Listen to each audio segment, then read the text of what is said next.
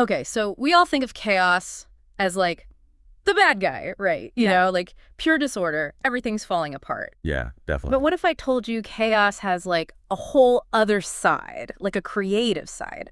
That's what we're going to explore today as we deep dive into this excerpt from Cosmological Chaos in Mythology and Philosophy. Sounds fun. Yeah. So get ready for a mind-bending trip, through how different cultures and thinkers have viewed chaos, especially when it comes to the origins of the universe. The beginning of everything. Yeah, the very fabric of reality. I think what's fascinating here is that lots of ancient cultures didn't really think of chaos as like the opposite of order. They saw it more as like this primordial state, this raw potential, and from that potential, everything else kind of emerged. Okay, so not just like, oh, everything's destroyed, but a starting point. Yeah, more like a starting point. I'm intrigued. Let's start with mythology. What kind of stories are we talking about here? Well, take Greek mythology, for example. You have chaos depicted as this huge void. Right. But from it, we have Gaia, Earth, Nyx, Night, and even Eros, love. Not exactly the image we usually think of, right? Yeah, not a very destructive image.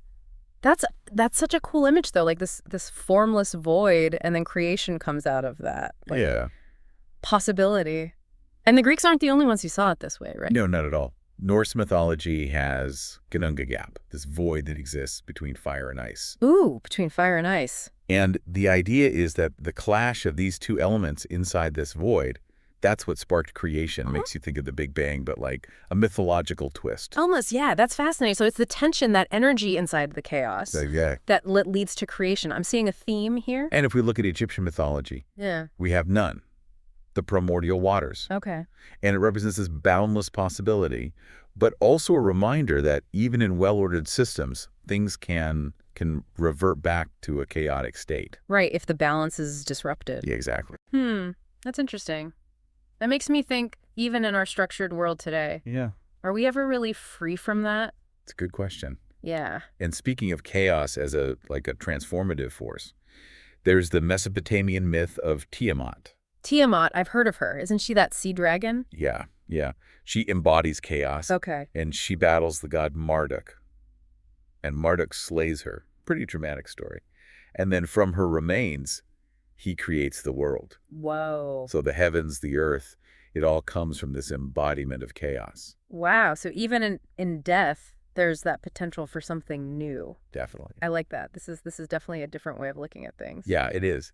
And this idea of chaos being linked to creation, it isn't just in mythology. Right. Philosophers have been, dealing with this for centuries, all the way back to ancient Greece. Okay, let's move on to those philosophers then. Yeah, let's do it. Who should we start with? We could go all the way back to the pre-Socratics, people like Anaximander and Heraclitus. These guys were thinking about the origins of the cosmos and the nature of reality way before those myths we talked about. Oh, wow. Like centuries before they were written down. So they were thinking about, like, the big stuff, even before the idea of a universe was, like, a thing.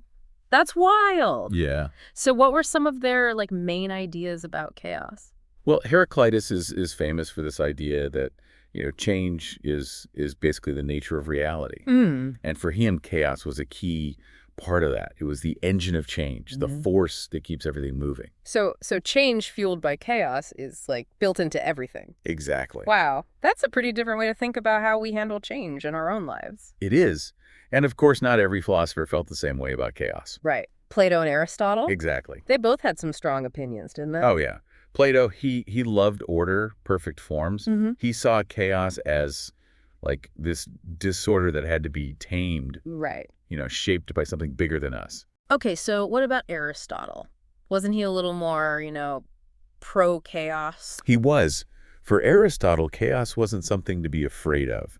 He saw it more as the basic material of existence, waiting to be shaped. So, like, chaos is the clay. Yeah, exactly. And we're the sculptors. Yeah, like that. So, which view speaks to you more? Oh, that's a tough one. Are we supposed to tame it, or are we supposed to, like, embrace the potential? That's a question that philosophers and probably all of us have been struggling with forever. I think both sides have good points. Maybe it's not about picking one or the other, but how both those forces work together. Right. It's not black or white. Right. I like that. It seems like Greece was really into thinking about chaos. Oh, yeah. Any other philosophers we should mention before we move on? Well, we should mention Hesiod.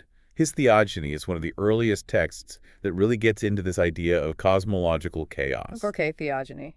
I'll admit I haven't read it. It's a classic. And for Hesiod, chaos is the source of everything. Yeah. Earth, night, love. It all comes from this primordial chaos. It really seems like we're building to something here. So far, we've seen all these cultures that view chaos not just as disorder, but as like this source of creation. We are.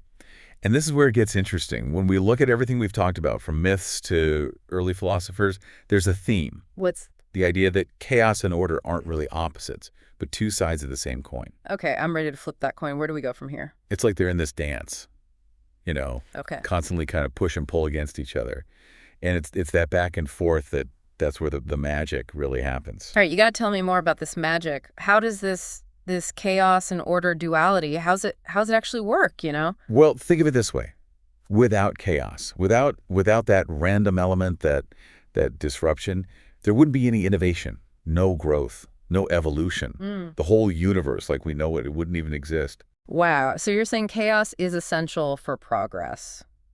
That's a big idea. It is. It's what kicks off change. It breaks things down. Yeah. And makes space for new things to come up. Think about it in your own life. Yeah. Have you ever had like something unexpected happen, like, a setback or your plans change, and then it ends up leading to something even better? Oh, yeah, definitely. I can think of a few times where things didn't go to plan at all, but then I had to rethink everything and it ended up being a better outcome. So are you saying we should be like going out looking for chaos? Not looking for it exactly, but maybe not being so afraid of it. Is more like realizing it's a natural part of life. And if we can, learn to work with it, we can find new things, new possibilities. That makes sense. But what about, our need for order, for things to be stable? I mean, those two things seem like they're always fighting. That's the dance, right? Yeah. The tension between those two. But maybe it's not about getting rid of one or the other. Maybe it's about figuring out how to use the energy of chaos, to help us grow, to change. But without everything falling apart. Okay. Oh, okay. I think I'm starting to get it, but I'd love to hear some examples. Yeah. Like how has this embracing chaos thing, how has it made a difference? Let's look at science, for example. Yeah. Big breakthroughs often happen when someone questions what everyone thinks they know, challenges the status quo. Yeah. It's that willingness to kind of stir things up. Yeah. That can lead to something new. So like those big moments where everything changes, everything we thought we knew, Yeah. those are fueled by chaos. Exactly. The Copernican revolution, right? Yeah. Earth going around the sun, not the other way around. Yeah. That was huge. Yeah. Shook things up big time. Right. But it led to a better understanding of how the universe works. It's a pretty good example. What about other examples? Tons. Penicillin, the theory of relativity, Yeah. they all came about because someone thought differently, challenged the norm, Yeah. embraced a little chaos. So even in science, which is all about order and being precise, Yep. there's place for chaos? There is. What about other things like art, music? It's everywhere. Yeah. Those moments of creativity, those breakthroughs, they often come from, unexpected inspiration, breaking the rules. So you're saying chaos isn't just about destroying things. Right. It's about creating, about innovating. Exactly. It's a part of the creative process. If we can embrace it, we can unlock new possibilities, do things we never thought we could do. Man, I'm getting excited about this. But if chaos is so important for moving forward, why do we, as humans, try so hard to avoid it? That's a good question. I think it comes down to wanting to feel safe, wanting to feel like we have some control. Yeah. Chaos is, by its very nature, unpredictable. Right. Things are uncertain. It can be, unsettling. It can be scary. It's almost like an instinct to try and control things, make order out of chaos. Totally. We crave that. Stability, things being predictable, like we have a handle on things. Chaos, it feels like a threat to all that. But what if by trying to control everything, we're actually missing out? Yeah. What if embracing a little bit of chaos, what if that could actually make life more dynamic, more fulfilling? It's something to think about, right? Maybe it's about finding that balance between order and chaos. Yeah. Like a sweet spot where we can use that energy, that creative energy, without it getting out of control. Okay, that makes sense. But how do we do that? How do we find that sweet spot? I think it starts with how we think about it. Instead of seeing chaos as something bad, something to avoid, we can start to see it as a chance to grow, as an opportunity. So like a change in mindset. Yeah, exactly. Yeah. It's about changing how we relate to chaos, Yeah. seeing that it's not always bad, and that it can actually lead to good things. Okay. I'm feeling a shift in my thinking, I think. But I'm still wondering about the practical side of things. How can we do this in our everyday lives, without it taking over everything? That's where the real work starts. Mm. It's about developing habits and practices that help us, deal with the ups and downs of chaos without getting swept away. Okay, I'm listening. Give me those habits. Well, one thing is building resilience. Okay. Chaos always brings challenges, setbacks. The ability to bounce back from those, to learn from our mistakes and keep going, that's super important for dealing with a world that's full of chaos. So it's not about avoiding chaos completely, but about being strong enough to handle it when it comes. Exactly. Another thing is being flexible. Okay. Chaos often means we have to adapt, change our plans, be open to new things. Right. The ability to go with the flow, to embrace change, to let go of what we thought was going to happen, that can make a huge difference. So instead of trying to be in control of everything, we need to learn to be more adaptable. I can see how that would be helpful in, a world where anything can happen. It is. And finally, I think it's important to be curious, to have a sense of wonder. Okay. Chaos can be, unsettling, but it can also be exciting. It reminds us that the world is full of surprises and there's always something new to learn. So instead of being scared of what we don't know, we should be excited about it. Exactly. It's about seeing chaos not as a threat, but as an invitation to explore, to try new things, to see what we can really do. Okay, I'm feeling inspired. This conversation has really changed how I think. But before we move on, I want to go back to something you said earlier about how these ideas, chaos and order, they're not just Western things. Yeah. There's stuff in Eastern philosophies too, right? Absolutely. Our source material talks about the Taoist yin-yang and the Hindu cycle of creation and destruction. Yeah, those are great examples. They show how different cultures all over the world have seen this back and forth between opposing forces. Okay, so break it down for me. How do those philosophies connect to chaos? Well, in Taoism, you have the yin-yang symbol. Right, I know that one. It represents that balance between yin, the dark, receptive, feminine principle often linked to chaos, and yang, the light, active, masculine principle linked to order. So again, two sides of the same coin. Exactly. They're not opposites, but they work together. They need each other for the universe to be in harmony. Okay, I'm with you. What about the Hindu cycle of creation and destruction? How does that fit in? In Hinduism, the universe goes through cycles of, creation, preservation, and destruction. Okay. The god Shiva, he's that destructive force, but he's also what makes new beginnings possible. It's a reminder that destruction isn't always a bad thing. Right. It can be part of the cycle of life. It clears the way for new things to grow. So even in destruction, there's potential for creation. Wow, that's powerful stuff. It is. Yeah. And it brings us right back to where we started. Chaos, even though we often fear it, it's a fundamental part of how things work. It's the source of creation, the engine of change, and what keeps the universe going. I'm starting to think we've got it all wrong about chaos. Instead of trying to, wipe it out, maybe we should be trying to understand it, work with it, maybe even embrace it. I think that's a great insight. Maybe that's the main thing we want to get across today. Chaos isn't the enemy. It's a force. It can create, it can destroy, and it's up to us to learn how to deal with it. This has been a really thought-provoking conversation, but I gotta ask, what does it all mean? What's the point of all this? Yeah, the big questions. Yeah. Humans have been asking those for a long time. No easy answers. So no magic formula for chaos? Not really. But maybe that's the cool part. Maybe it's the journey that matters. Maybe it's not about finding all the answers, but about asking the questions, exploring, and just being amazed by it all, the mystery of it all. I like that. Being amazed. It's good to remember we don't have to have it all figured out.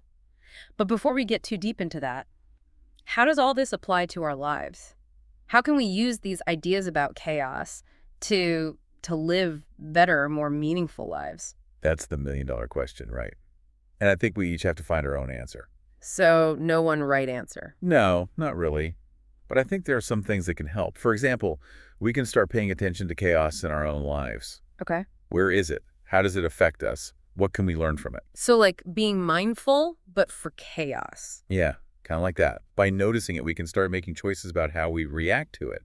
Instead of being afraid and reacting without thinking, we can understand it, maybe even accept it. Makes sense. What else can we do? Another thing is to figure out where we're holding on too tight, Okay. where we're resisting change, we're trying to control everything. So, like, letting go of being perfect. Exactly. Yeah. Sometimes the best thing is to go with the flow.